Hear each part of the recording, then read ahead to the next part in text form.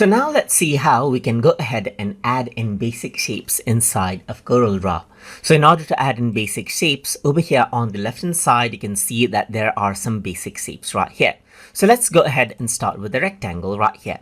If I were to go around and click and drag, then I got this particular rectangle right here.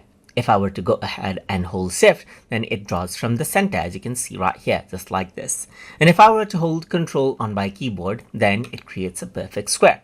Apart from that, you can also go around over here and change around the roundedness of this particular square as well. And you can also go around and choose different designs from over here as well and change around how this looks as well.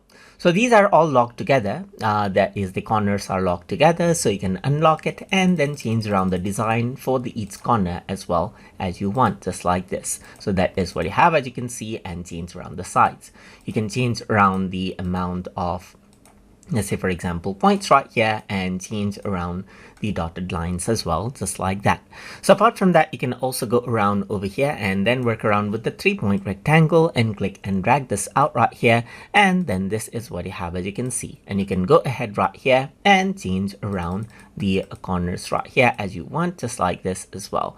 So apart from that, you can also go around onto the circle right here and make a circle as you want, and then you can go for the angle, a pi as well, and you can go for an arc as well as you want. You can go ahead and change around the angle right here, just like this as well, by utilizing the angle right here, just like this as well. So that is what you have, and you can go around, change around the line, of course, as well as with the other shapes. You can work around with the polygon as well, and with the polygon you can change around the number of sides, and you can go around and change around the point right here and the line as well. So apart from that, you can also go around over here and work around with the star, as you can see right here. And then you can also go around and work around with let's say for example, spiral right here.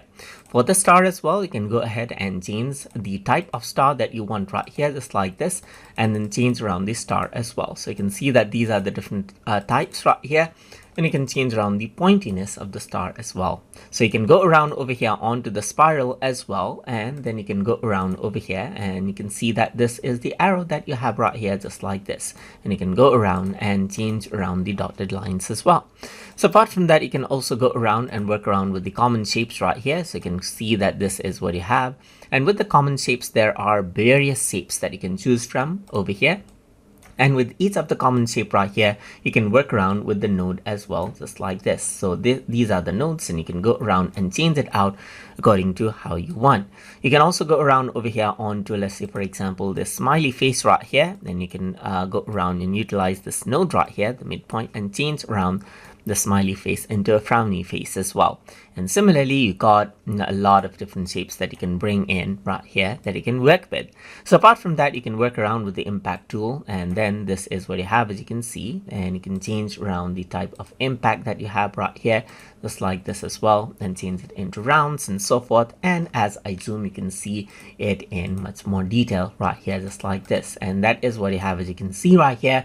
And you can go ahead and change the impact according to how you want by utilizing the slider as well, just like this. So apart from that, you can also go around onto graph right here, just like this. So if I were to go around and draw out the graph, then this is what you have, as you can see. And you can change around the number of rows and columns, and then you get the rows and columns accordingly. And you can go ahead and change it out into dotted lines and so forth right here, just like this, as you can see right here. So that is how you can go ahead and work around with basic shapes inside of Corel Draw. So hope you guys learned something as always. And as always, please like, comment, share, and subscribe.